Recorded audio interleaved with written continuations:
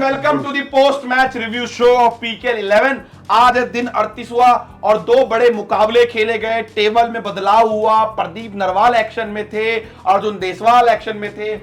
एक मुकाबला कांटे का हुआ, एक मुकाबला एक तरफा हुआ। शुरुआत करते हैं कांटे के मुकाबले की, जो जिनका था दूसरा मुकाबला, match number 76 you Mumba versus Bengaluru bulls. मेरा सवाल है प्रीतम भाई, बेंगलुरु बुल्स ने वो एक जब मुकाबले में आगे चल रही थी, दो खाली उन्होंने रेड मारी, डू डाई पे गए और सुपर टैकल हो गए सुशील से। कितनी बड़ी गलती करी बेंगलुरु बुल्स ने, वहां पे मुकाबला जीत सकते थे, जीत के मुकाबला हार गए आज।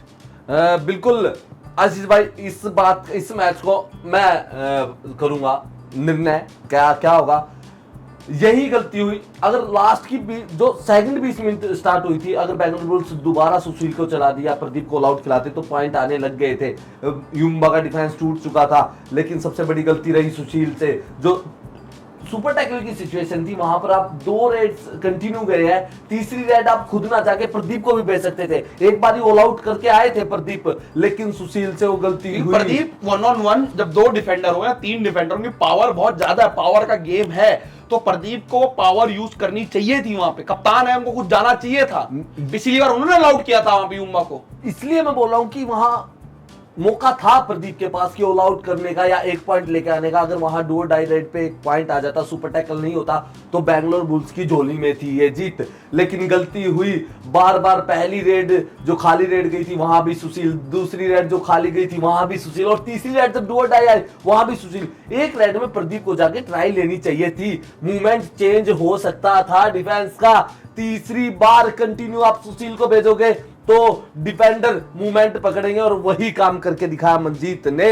आज नितिन राहुल दो टैकल, लेकिन अपने अरुणाल नाथ बाबू ने कमाल कर दिया। प्रदीप नरवाल की तारीफ करूंगा, ऑल आउट किया, और टीम जो पिछड़ रही थी कमबैक करने की हकीकत प्रदीप नरवाल ने बताई है। सुशील जिसको हमारे नेगी भाई कर रहे थे, बार बार में पिंच कर रहे थे, उन्होंने ही लास्ट में काम करके दिखाया और एक अच्छे राइडर के तौर पे उभर के आए सामने। आज बैड लक था बेंगलोर बुल्स का, लेकिन इस बैड लक के साथ बात नहीं है, मैं एग्री नहीं करता भाई।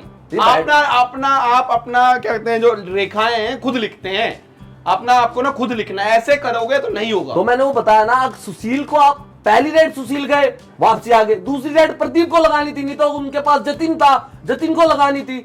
आप तीनों रेड में एक रेडर को क्यों भेज रहे हो? क्यों? अब डिफेंस उस चीज को पढ़ता है। सुशील तीनों रेड में आए, और तीनों रेड में आके डिफेंस ने पढ़ा, मनजीत ने पढ़ा कि सेकंड से निकल के दोनों थाई होल्ड हो सकती है, और वही किया। और एक सवाल युम्बा की तरफ आएंगे, उन्होंने मैच जीता है, जो टीम जीतती है उनकी बात भी हमें करनी बहुत जरूरी है। बट मेरा सवाल है प्रीतम भाई, आप बेंगलुरु बुल्स के लिए खेल चुके हो, कोच साहब को अच्छी तरह जानते हो, रेलवे में आप भी रेलवे में रह चुके हो, तो रिटायर हो गए लगवानी है। अजिंक्य पवार आपके सीजन जब स्टार्ट हुआ, आपके नंबर 1 रेटर थे, प्रदीप नरवाल नंबर 2 रेटर थे, उन्होंने अपने पेपर में मतलब ज्यादा रेट पवार को मिलती थी। आज ऐसा क्या हो गया भैया, अजिंक्य पवार आपका चौथा रेडर बन गया है, पहला प्रदीप हो गया, अब आपने जतिन को दिया, सुशील को मौका दिया, उसके अलावा एक और अक्षित को मौका दिया, तो आपका आज तो अजिंक्य पवार तो 5वां रेडर बन चुका है टीम का। तो ऐसा क्या हो गया टीम के अंदर, जिस रेडर को सीजन स्टार्ट हुआ था आपने कहा हमारा नंबर 1 रेडर है, उसकी मूवमेंट अच्छी है, प्रदीप सपोर्टिंग रेडर की तरह खेलेगा, अब वो टीम में ही नहीं दिख रहा है। आज सबसे बड़ी बात आशीष भाई, जो आपने क्वेश्चन किया बिल्कुल परफेक्टली और डीपली पूछा, बहुत ही अच्छा मानता हूं क्वेश्चन, क्योंकि मैं कोच साहब ने जो देखो प्लान मैंने मैच के बीच में ही बोला था, कोच साहब ने आज अगर अजिंक्य पवार को ले, क्योंकि लेफ्ट साइड कमजोर है, हमने मैच शुरू होने से पहले देखो एंडिंग मूवमेंट में प्रवेश से गलतियां हुई हैं, और उसका फायदा प्रदीप नरवाल ने भी उठाया है, अक्षित ने भी उठाया, सबसे बड़े सुशील ने उठाया है। छोड़ दीजिए आप अक्षित को भी, सुशील ने उठाया है। कहीं ना कहीं आज अक्षित भी होते एक राइट रेडर की जगह, अगर सॉरी अपने अजिंक्य पवार होते, आज मैच लेफ्ट साइड से बेंगलुरु बुल्स की जोली में था। तो अब आते हैं युम्बा की तरफ। मोहित भाई, आपकी एक्स टीम जिनके साथ आपने पीकेएल की ट्रॉफी उठाई थी, अगर आपको याद होगा, मैं याददाश्त आपकी ताजा कर देता हूं। सुनील कुमार आज थोड़े टच एंड गो थी, आउट हो रहे थे, बट कप्तानी उन्होंने अच्छी करी, क्योंकि मनजीत के 8 पॉइंट आए, 7 पॉइंट अजीत चौहान के आए। उसके अलावा मैं एक तीसरे खिलाड़ी का नाम लूंगा, दोनों ने चलो रेड पॉइंट मारे फटाफट, रिंकू एडवांस जाके उन्होंने जो कॉर्नर, इस अपने राइट कॉर्नर से लेफ्ट कॉर्नर तक जाके जो पॉइंट लिए, प्रदीप को आउट किया, जिसको नहीं उसको भरा, उनकी परफॉर्मेंस, अब रिंकू की परफॉर्मेंस क्या बोलेंगे, और फिर प्रीतम भाई दोनों रेडर की परफॉर्मेंस की बात करेंगे। आज रिंकू ने सच में खुश कर दिया। सोमवीर और रिंकू, देखो सोमवीर ने साथ नहीं दिया रिंकू का, लेकिन पूरे इनका कॉम्बिनेशन काफी अच्छा था। रिंकू ने जो एडवांस टैकल किए छोटे डिफेंस में, 4-5 के डिफेंस में, जो कमाल करके दिखाया, कभी ब्लॉक कभी चेन टैकल, जाने नहीं दिया, डू डाई रेड सफल नहीं होने दी बैंगलोर बुल्स की। यही कारण था कि यू मुंबा लीड में चलती आ रही थी और रिंकू जब भी टैकल करने की कोशिश कर रहे थे वो टैकल सफल हो रहा था। ये सबसे बड़ी चीज है। और परवेश की और बात करूंगा सुनील की, सुनील ने 2 टैकल बेशक लिया है, लेकिन आज लड़खड़ाते हुए नजर आया है। पर जब जब सुनील ग्राउंड पे रहे हैं, चाहे वो टैकल करे ना करे, बट टीम को जिता के जरूर ले जाएंगे। ये नमूने पिछली उनकी एक्स टीम जो जयपुर पिंक पैंथर थी उसमें भी देखने को मिले थे, और अय्यूब मुंबा में जो अब कैप्टन है रिसेंट, इसमें भी देखने को मिला है। जब भी सुनील ग्राउंड पे रहेंगे तो पूरा दिमाग लगाते हैं, ठंडे दिमाग से खेलते हैं, और यही बात, यही खासियत मेरे को उनकी प्रभावित करती है और सलाम करने 3 खिलाड़ियों की बात मैं प्रीतम भाई आपसे पूछना चाहूंगा। पहले तो अजीत चौहान, यंग रेडर जो बढ़िया खेल रहा, शानदार। मंजीत का भी सपोर्ट है, 8 पॉइंट मंजीत के, 7 पॉइंट अजीत चौहान के। तीसरा है रोहित राघव, जो बेंच के बाहर था, बेंच पे था, अंदर आके उन्होंने बहुत इंपॉर्टेंट 4 पॉइंट लिए। इन तीनों खिलाड़ी की परफॉर्मेंस के बारे में आप क्या बोलना चाहोगे?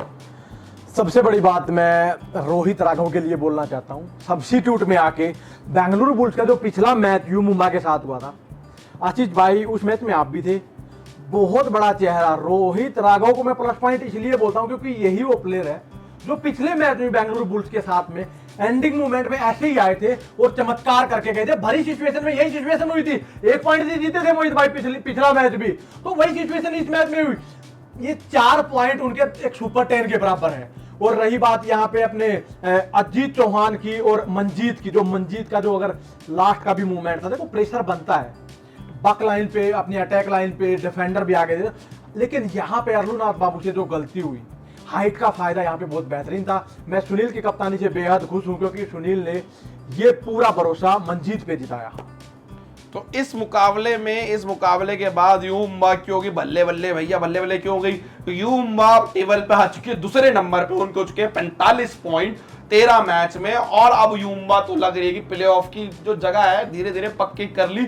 दूसरी तरफ जहां बेंगलुरु बुल्स की हम बात कर रहे थे कि उनकी जो प्लेऑफ में जाने का दरवाजा शायद बंद हो गया, और प्रीतम भाई कह रहे थे ताला भी लग चुका है, उस ताले पे कंफर्मेशन आगे चाबी भी खो गई है। अब मुझे लगता नहीं यहां से बुल्स प्लेऑफ पे जाएगी। अब दिन के पहले मुकाबले में चलते हैं, वो था match number 75, Puneri Paltan versus Jaipur pink panther. सबको लगा धमाकेदार मुकाबला होगा, टाइट मुकाबला होगा, जैसे बेंगलुरु मुंबई, वैसे नहीं हुआ मोहित भाई।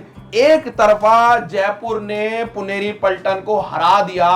असलम इनामदार की कमी खल रही है पुनेरी पल्टन को, क्या कि ऐसा क्या हारे कि आप पूरे के पूरे मैच में आप देखोगे मोहित भाई लगभग 14 पॉइंट का मैच हार गए।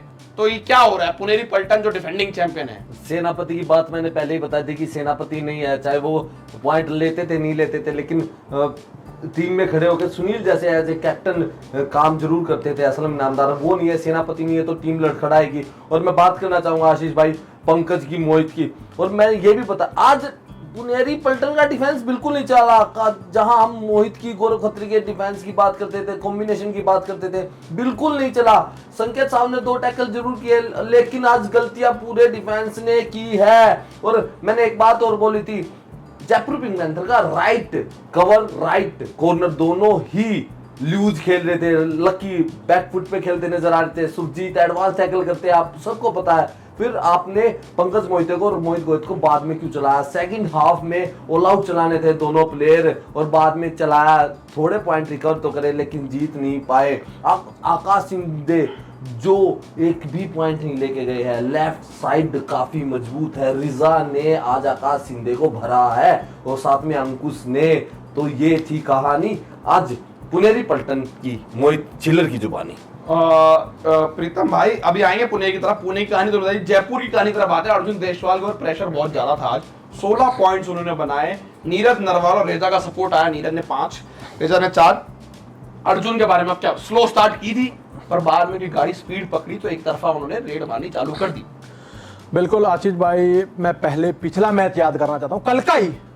अर्जुन देशवाल की टीम जयपुर पिंक पैंथर हारी भले ही, लेकिन जो लास्ट की जो 10 मिनट में जो अर्जुन देशवाल ने बैकअप लिया अपनी, स्कोर बोर्ड को हाईएस्ट किया। वो कहते हैं देखो एक अच्छे रेडर की पहचान, कोई बात नहीं, मैच हार जीत चलती रहती, लेकिन जो लास्ट में उन्होंने जो स्कोर लेके गए 14-15, लेकिन आज अर्जुन देशवाल ने कल के मैच से यही सबक लिया था कि मैं स्टार्टिंग से चलूंगा और अपना सुपर 10 तो पूरा करूंगा ही करूंगा, लेकिन अपनी टीम को भी विनिंग मोड की तरफ लेके जाऊंगा। लेकिन आज कंटिन्यू एंडिंग मूवमेंट तक अर्जुन देशवाल ने थमने का नाम ही नहीं लिया।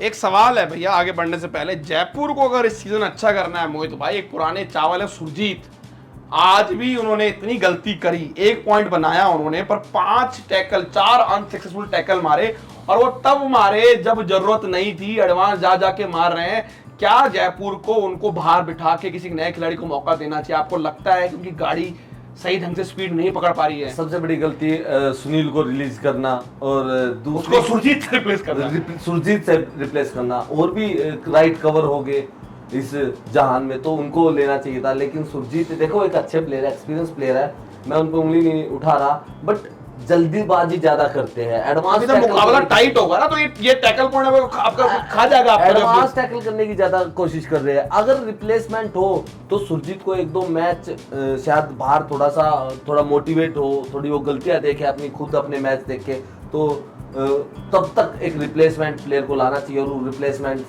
प्लेयर में को देखना चाहिए कि वो सुरजीत क्या काम करता है। मैं एग्जांपल देना चाहूंगा, हरियाणा स्टीयर्स में जयदीप और मोहित नंदाल नहीं है, लेकिन संजय और जयदीप की जोड़ी परफेक्ट चल रही है।